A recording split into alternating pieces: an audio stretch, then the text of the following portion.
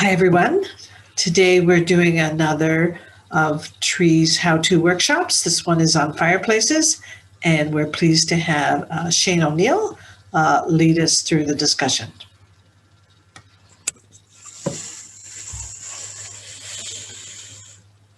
Hi, Diane. Okay, let's say the question that I've been asked to sort of address here, and we won't spend too long on this lecture or series of notes, is how do you lower your carbon footprint if you're burning wood? And what we're taking as a pretext here is that you already have an existing house and existing fireplaces, because if it's a house that's not yet built, you will be trying to apply all the new technologies into such a facility, like a good chimney, good placement of chimneys, and good types of fireplaces. In many cases, the new types of fuel burning fireplaces vary from pellets to logs to other artificial forms of burnable material. But in an existing house, we're generally dealing with fireplaces that were built anytime up until, let's say, the 1950s or 60s. The fireplaces that happen after that time are not as dependent on providing the heat for a house. They're more aesthetic. Therefore, the essential properties of a fireplace are not as mandatory as, let's say, if you're dealing with a fireplace in 1910, which was the only way of heating a house. And it's only after, let's say, the 1920s that we start finding the introduction of oil for boilers and for eventually furnaces. And then we have natural gas coming in the 60s and 70s. So we're going back to the existence of wood. And of course, we have to remember that all the wood that would have been burnt in London in the older houses would have been from fairly close woodlots, because it would have been horses that would have been carrying that wood. So there was a need to have some efficiency in the wood. And the thing is that most houses built between the 1890s to 1910, 1920 would have used coal. You get a higher intensity of heat, and you can use a smaller fireplace. Whereas the pure wood burning fireplace is a much larger hearth, because you're taking certain lengths of wood, like logs, and the storage requirements and how you manage the supply of wood becomes different to coal. Coal, you could store a whole year of coal or even 2 years of coal in the basement of a house. As if you go to Woodfield, many of the existing houses have coal still in place in their basements when they switched over from coal to oil and then eventually gas. So we're going to start with just the external issues that relate to fireplaces. And with existing houses in Canada, particularly London, we're going to find that most of the chimneys are not internal. They belong to the external shell of the house. This is perhaps the worst situation. And if you're going to be trying to reduce the carbon footprint, you want to make that fireplace as efficient as possible. And so you have to bear in mind that there are two types of technologies that we're using. One is the chimney, which has the flue, and the other one is the fireplace or the stove or the insert box.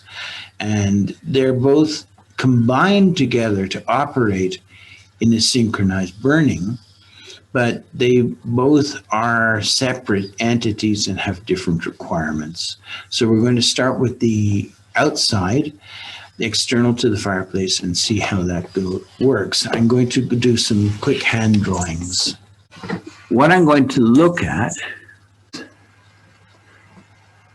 a standard house.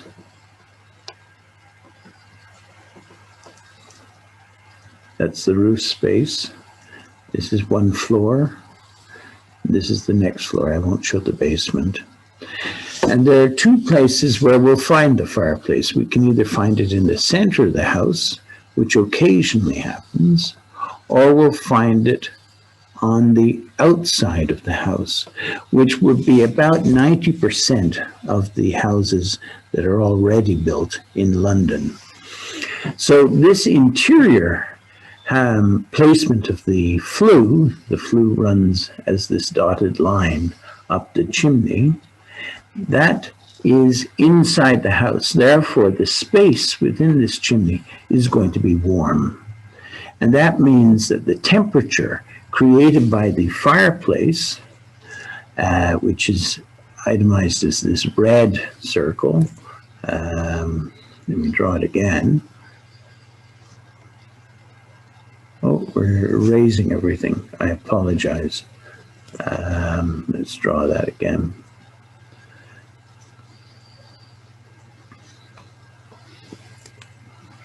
This is the internal chimney, and this is the inside fireplace.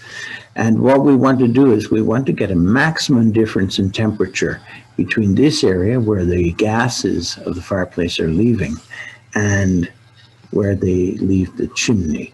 We want to try and keep the same temperature within this zone, which is the flue. When you're on the outside, this zone becomes very cold as it goes up the chimney. And very often the fireplace that is in an outside chimney will often have a backdraft that comes down, particularly on cold nights, because the cold air running around the chimney cools down the air on the inside of the chimney. And therefore it's very difficult to start a fire, and often you experience smoke coming in. This is not a particularly hazardous issue, but it is most certainly an uncomfortable issue where the house gets smelly with burning wood, etc. So the preference is to have the chimney on the inside, as I show here.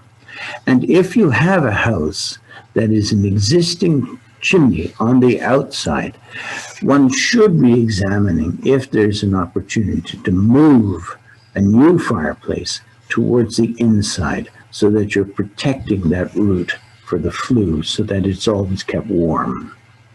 So let me now try and get rid of all of this, and I'm going to do another drawing which is just showing some of the things that we have to look out for. What I'm going to be suggesting is that we are looking at the roof space, and a chimney generally located near the ridge. This is the ridge here, and this is the chimney where the chimney pot would be. We need to have at least 600 millimeters or 2 feet for that distance. You have to be that high up. Otherwise, you have to be more than 3 meters or 10 feet when you have your chimney further away, but you're still looking at having to bring the chimney high up.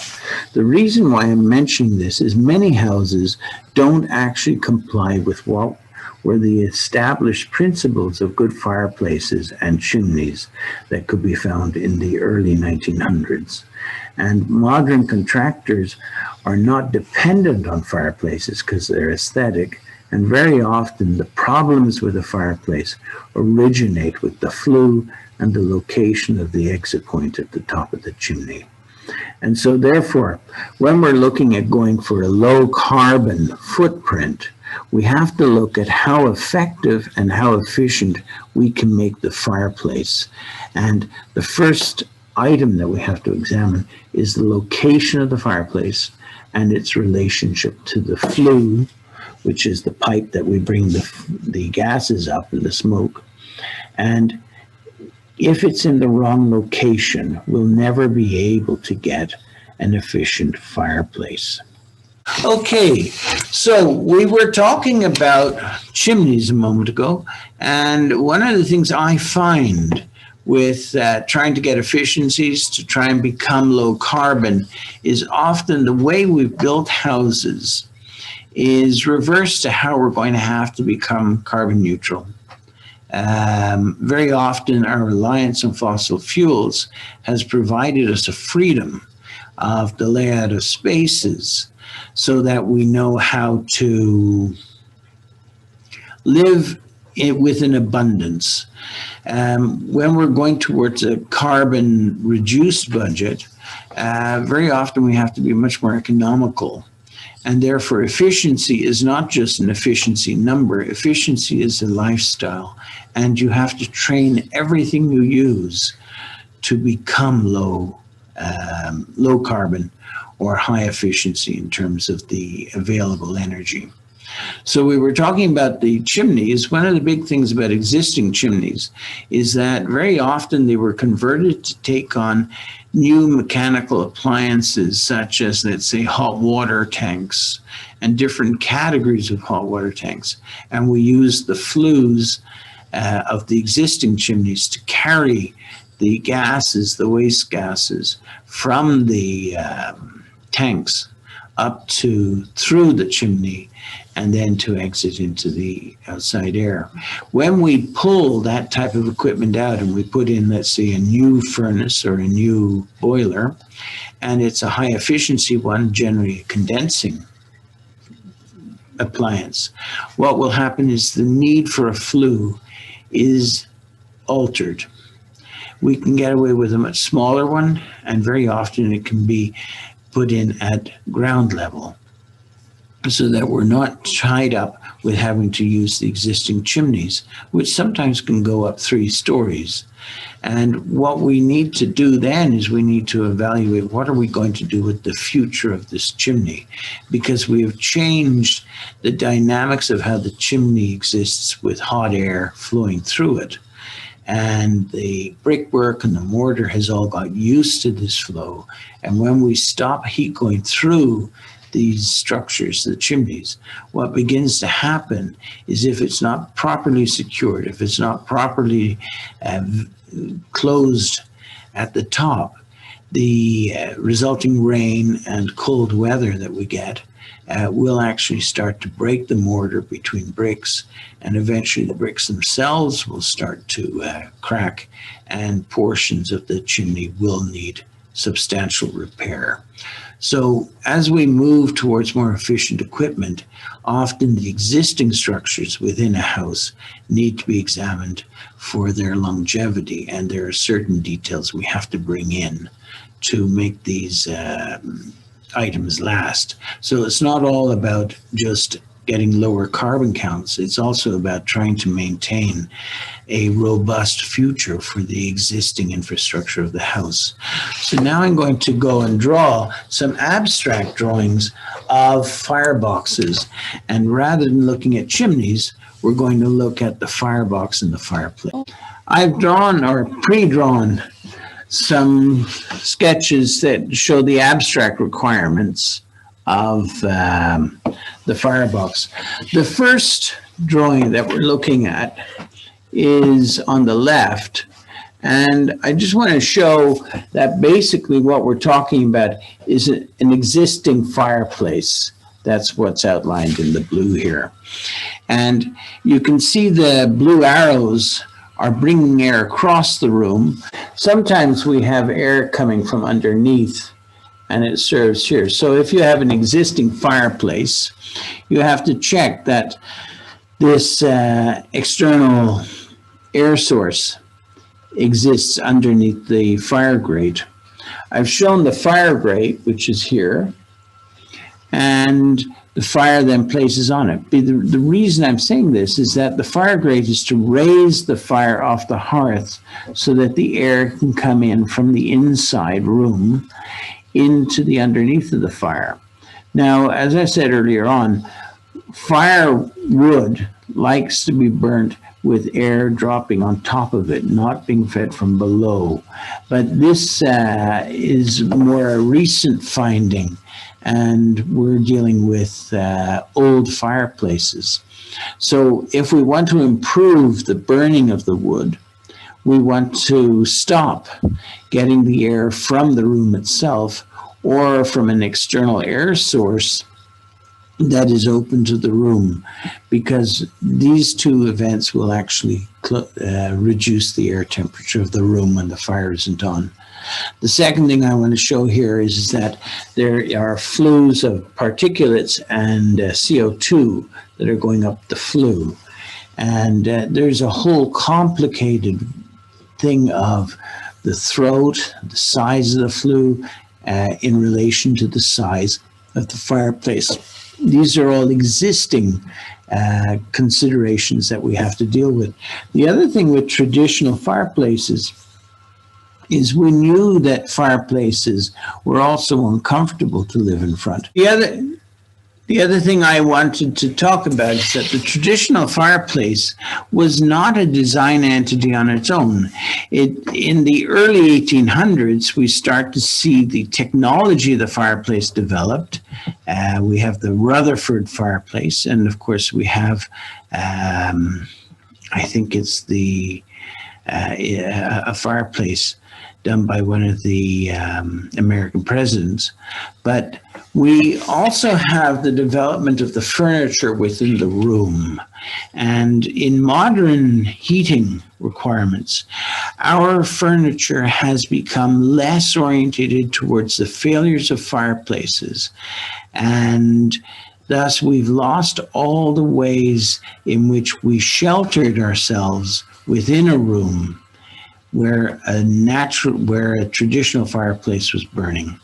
One of the classic examples in a house with traditional furniture is the winged armchair, where you have the big wings coming out beside the head, and that stops the air that's coming from behind you that the fire is trying to suck away from the room.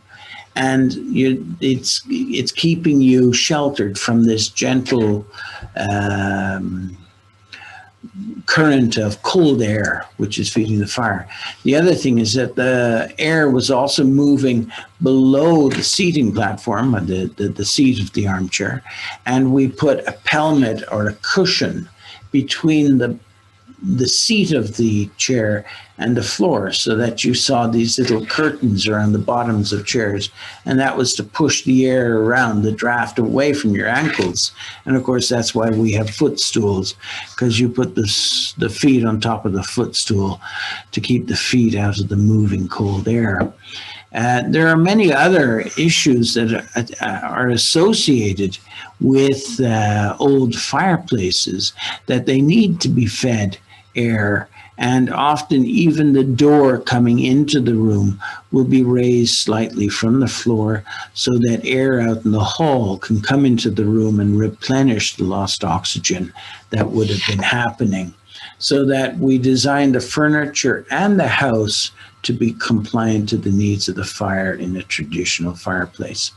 Now on the right side of the drawing, what I'm looking at here is the Firebox, which again we can see is a box, and it's raised off the ground to bring air in underneath it.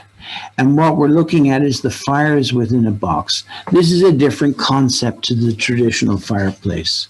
We're now dealing with a flue where air is going around the throat and then up the flue. We're also bringing air in. We have the primary air, which is coming in, let's say in the first area, which is here, and it's coming up into the fireplace. This one we can control. And what we're finding is that the box, this firebox, is our management of air. And so if you invest in a firebox, you're also going to have to learn how to use the controls. Otherwise, you're not getting the benefits. And we have 3 entry points because we have 3 types of air that we're dealing with. We're dealing with the primary air, which is coming in at this point here. And then we have the secondary air, which is coming in at the bottom. And it's coming in through a specially dedicated air chamber, which then brings the air to drop down on top of the fire. This is particularly important for wood fire. And then we have a third component of air that's brought in, often at the back as well. And it's coming in as a separate source, and it falls over the glass area. And that's called your air washing of the window. Each of these provide different functions for the sustainability of the fire and to make it more efficient when the wood is burning. The fire also is dealt with in two stages. We have the initial burn, and then we have the secondary burn. The initial burn is happening with the wood, but we also have a secondary burn happening just before the throat. And the point of this is that we size the difference between the throat and the box so that the air is stored within the burning chamber so as to burn the gases. And what we're trying to do here is there's all sorts of particulates and gases that we're trying to burn. We have to get the fire hot enough so as to burn the gases. And this is a very important aspect of, let's say, what we would call post-carbon design. And what we're doing here is we're trying to make the emissions reduced from the fireplace. And it's reduced because the box is designed to have a first stage burn with the wood, and then to capture all the waste gases and to burn them at a much higher temperature. And all of these events all come together to bring a situation where we have more heat that will be coming out of the box itself. And these red arrows indicate the radiation from the box. So it's very important to have as much of that box exposed to the air that's in the room. This is why you find stoves are often preferred rather than inserts, which we use for upgrading existing fireplaces. Those two drawings that I just went through, one of the things I want to get at is that the traditional fireplace, the one that we want to, let's say, replace, is only between 10 and 20% efficient. And I would really question 20%. I think that you can stick around at 10%. So much warm air that's created by the central heating system is sucked up by the fireplace through the flue in the chimney and then expelled into the outside air. And what we're trying to do is we're trying to reduce that waste. And the Firebox is generally between 70 and 80% efficient. You can choose different ones and different levels of efficiency. The reason being that sometimes the constraints placed on the box design and the available space within the fireplace will impose certain fitting constraints. So the thing is that with the traditional fire, it's very much liked because you have an unobstructed view of the fire and you get to hear the crackling and the popping. A common issue that you come across is very often somebody will have a firebox, an efficient one, but they leave the door open. And the reason they do that is they hear the fire. They're more tied to the fire. The fire is more a sensory issue. When the door of a firebox is closed, even if it's glass, users of a fire often feel dissociated or they're disconnected from the fire. So that is an issue that one has to get used to. The other thing is that you can only control the amount of air that you're using and wasting in a traditional fireplace through the use of the damper, which is located around the throat going up into the flue of the fireplace. And if you can't control the damper, you're going to have to control it through the amount of fuel you put on the fire itself. So we've managed to improve the management of the fire by putting it into a box, and we control then the resources such as air in terms of improving the burn. And the last thing is that the waste gases in a traditional fireplace go up the flue. and there's no control on it, and then it just goes outside. And this, of course, is a big concern. So we have to try and look at the different stages of burnings, and a box offers us both the first burn management, then there's a further burn management with the second burn, and then we also have air washing to improve the visual connection with the fire. And we can also bring in catalytic burners to take out more particulates out of the fire before it goes up the flue.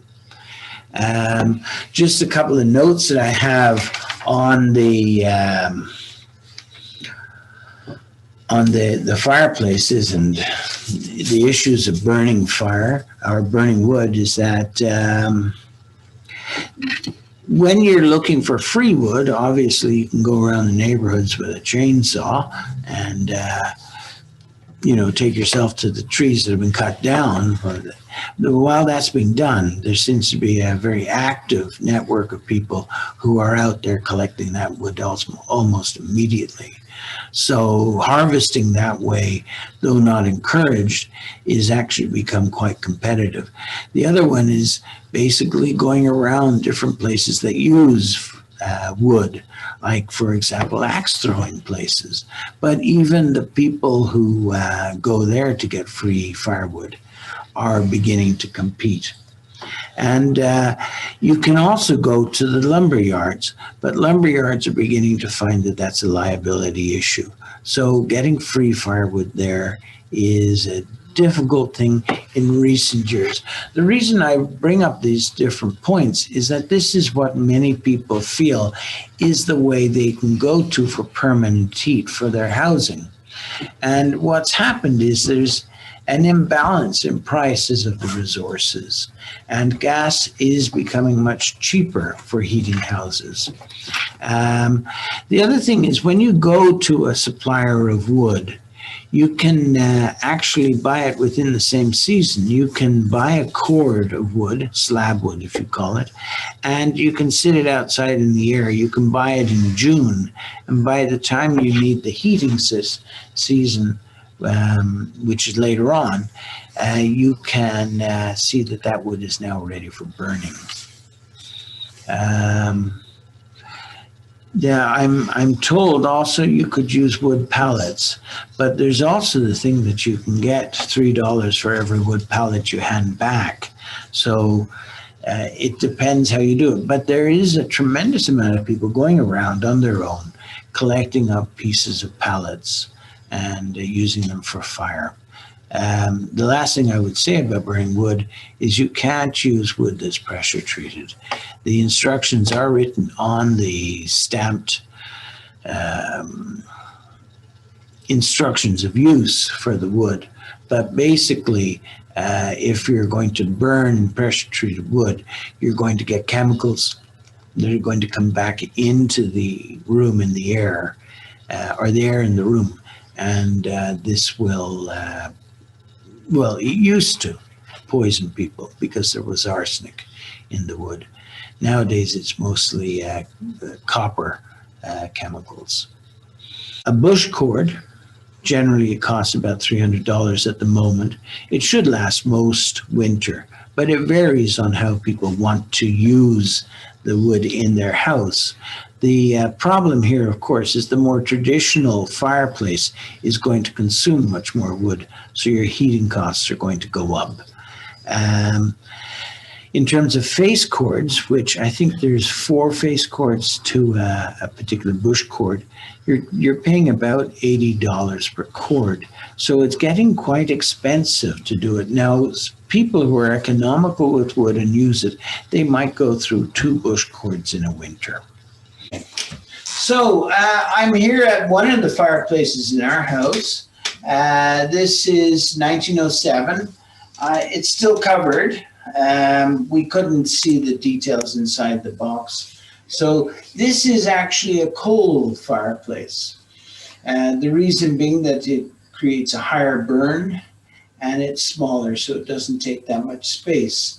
This is a hall fireplace, and therefore when you came in the house during the winter, there was a fire. It was a welcoming feature of many houses. The point why we're showing the thing is that we have the fireplace here and then the surround. Surround becomes a decorative feature that people try to use, but it's not a requirement. There's not very much to say here, except that down at the bottom, which unfortunately it's not coming through in the picture, is where the air is brought in. The issue that we have here is that that's the first burn. That's all you're getting in this type of fireplace.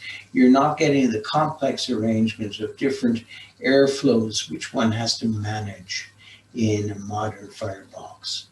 And the point is that if we're trying to contain the emissions, carbon emissions, and also other pollutants, we need to move towards the higher efficient units.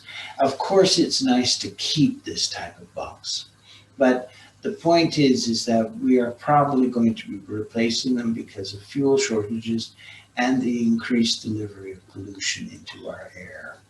So I just wanted to say that we were looking at how, if you're burning wood, how do you reduce the carbon footprint? And basically the promotion here is, first of all, look at the location of your fireplace. If you're going to be upgrading the fireplace, you may be upgrading the flue. Maybe you might be able to put the fireplace into a more central location in the house so it's not on the outer walls.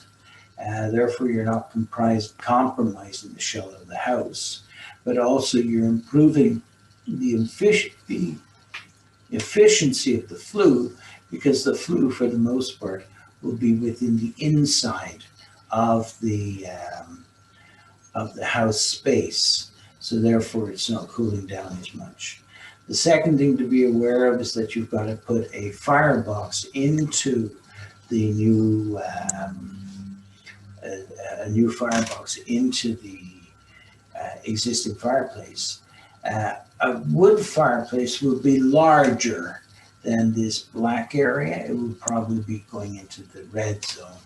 And so therefore it should be possible to get a wood burning firebox into an existing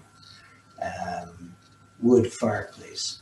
Difficult with the other extreme to actually put a new firebox into a coal burning fireplace.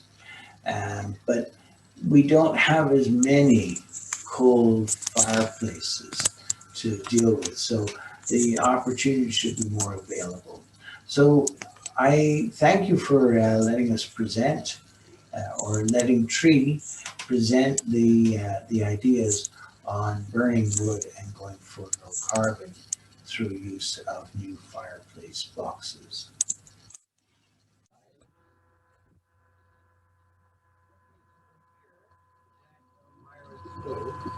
And we're looking at different types of fireplaces. These are all the wood burning ones.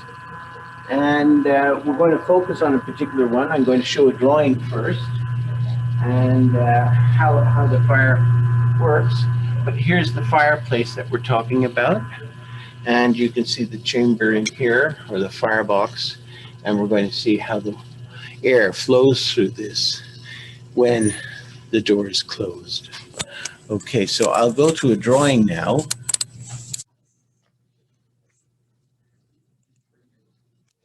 Okay, so I've done a quick drawing of what a section through this firebox would be like.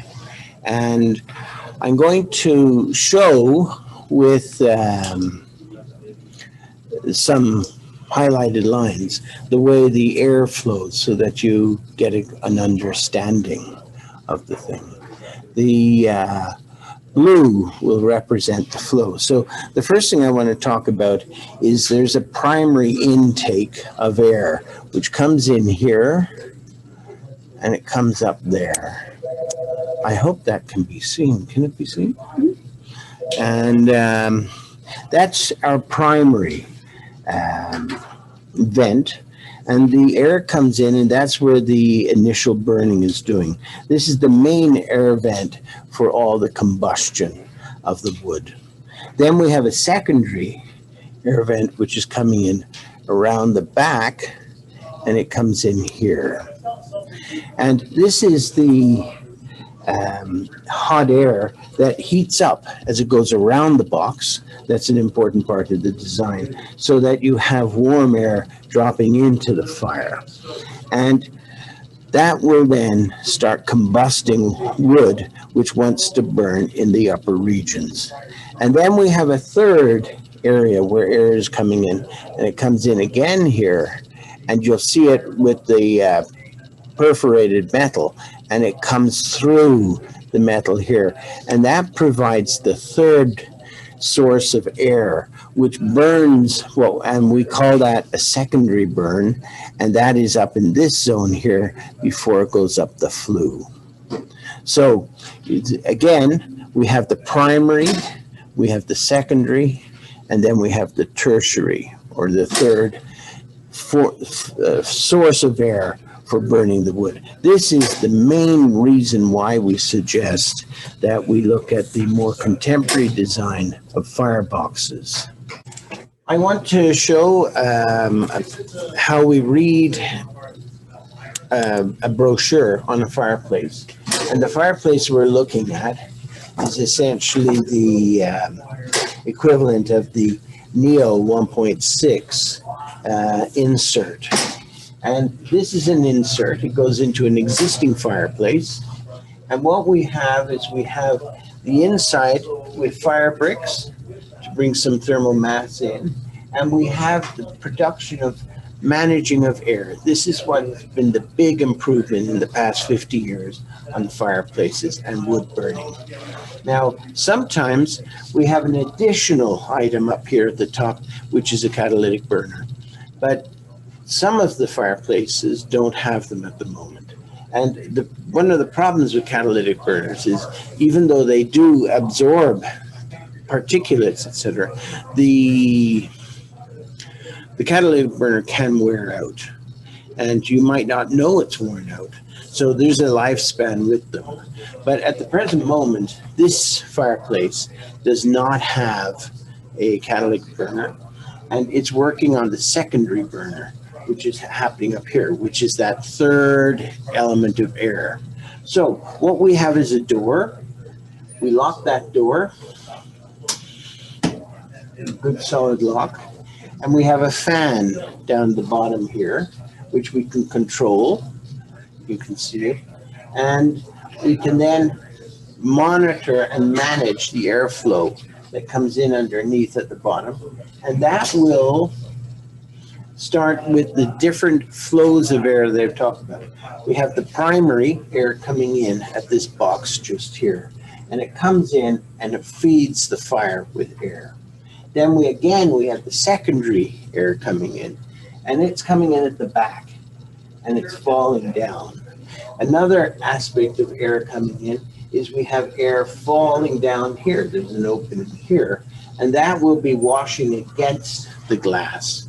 The reason being that the air pushes any of the particles that would normally sit on the glass, so that you keep this glass clean, and you can see the fire all the time. It's an aesthetic tool, but it's an important one to have. So the last part of the burn that we're talking about is up here. We'll try and take a detail of it, but you can see the perforations in the top of the metal, and that's where we're doing the secondary burn, and it's coming up, and then everything flows up and goes out the flue. Now, as things heat up, we have a fan here, and that fan pulls more air around the firebox, remembering that I had drawn a drawing of this firebox, and that the firebox radiates because it's metal, and it acts as what we call a black body, and it emits the hot air up here. So you're not just getting air kind of warming up the box, we're also producing more airflow to bring it out and throw the air into the room. Now this firebox, which is probably one of the smaller ones, it's sized to go into approximately 1,000 square feet or 100 square meters.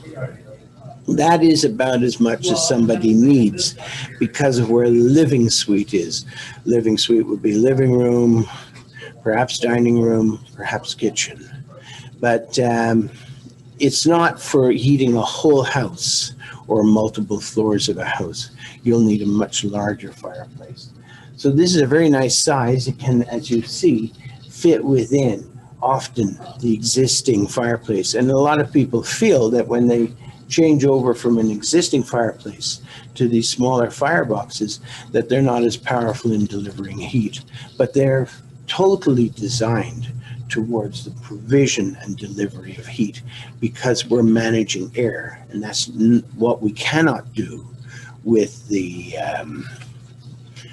normal fireplace that we get designed. Now, I want to show that the first thing you do when you go into a showroom, after you look at the different types of images or aesthetics that you would look for, is you'll find that you can get a brochure.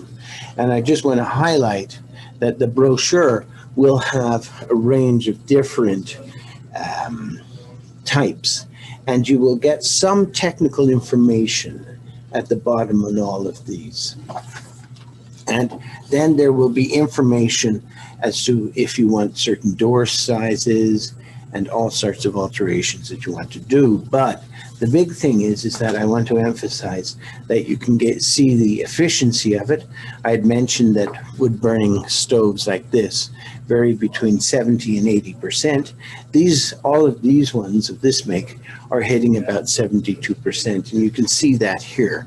So when you look at all the different fireplaces, you want to make sure that you're getting quite a good burn, and that's 72%. They also go on about the emissions, which is 1.9 grams per hour, and the log size. And the log size is important because you have to buy wood of a certain size. This one takes approximately 16 inches or 400 millimeters long. And the maximum is only an inch more, but you would really want to focus on just 16 inches. Again, the weight isn't that important, but this is nearly 300 pounds, this particular one. What I want to show is on the back, we have the technical information. And so when you see the technical information, this is the information that you want to come into a showroom or you want to be able to talk to people about. And what we're looking at here is we're looking at the plan and sometimes the plan elevation of the fireplace. And there will be certain primary dimensions that you need to know so that you can insert this new firebox into the existing fireplace. So you can see that each different model has a different type of plan. Then further down here, we have the clearances that you're going to need for the fire codes, etc. And you can see the clearances are all here. And these are important dimensions. And it's very easy to find them on the web, or if you call up the particular brochures. This one is by Pacific Energy. Then there are tables to tell you what distances you have to be for all of this information.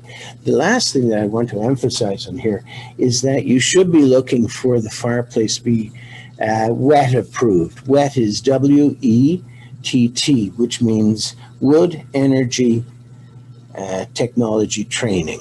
And that's very important, in particular with insurance companies. They want to ensure that there's a certificate showing the installation of this, that it complies with all the standards and regs, and that the people who have done this can certify the installation. And this has an effect on your insurance in the house. So that sort of completes our introduction to fireboxes and inserts. I just remembered one thing. We want to also show the wood pellet technology, which is a technology that is growing, much more popular in Europe than it is in Ontario at the moment, even though Ontario is a major global supplier of wood pellets. And that will be the last bit of equipment we can look at. And that will sort of end out this presentation on fireplaces and burning wood. If we can just look at the bags here, and you'll see that you have all different types of woods You have the hickories, and you have one here, which is charwood, and you can get different types of pellets. But what you're doing is you're putting them into a feeder, which then slowly drip feeds the pellets into the fireplace. This is really a very effective way of economizing on wood, and you can see that it's a very clean way of storing it. We can also buy it by nearly the ton, and so you will see some people who have very big silos outside the back of their houses, and they feed the pellets into the fireplace over the period of a year. Let's go down and just look at one of these pellets. So here we are here with a pellet stove, and the big thing about the pellet stove is that it opens up at the top and you drop the pellets in here, and there's equipment that drop feeds the pellets into the burning combustion chamber, which is down here. And this area here is closed off. It's a much more industrial way. We're not looking at the aesthetics of fires in the same way. You can see that there's glass here, and that there are doors, but I'm not quite sure how it works. But the fire is a contained area, and it's delivering heat, as in this stove. So I just want to emphasize that this is perhaps one of the long-term ways in which we're going to deal with the production of wood as a fuel for burning in the home. Okay, so that about completes the presentation of the workshop on wood burning and how you look at fireboxes and inserts for your home, so that we can move you towards lower carbon emissions while you're still maintaining some of the aesthetics and experiences or phenomenon for heating in a house. And this will be with burning of wood. So that's it.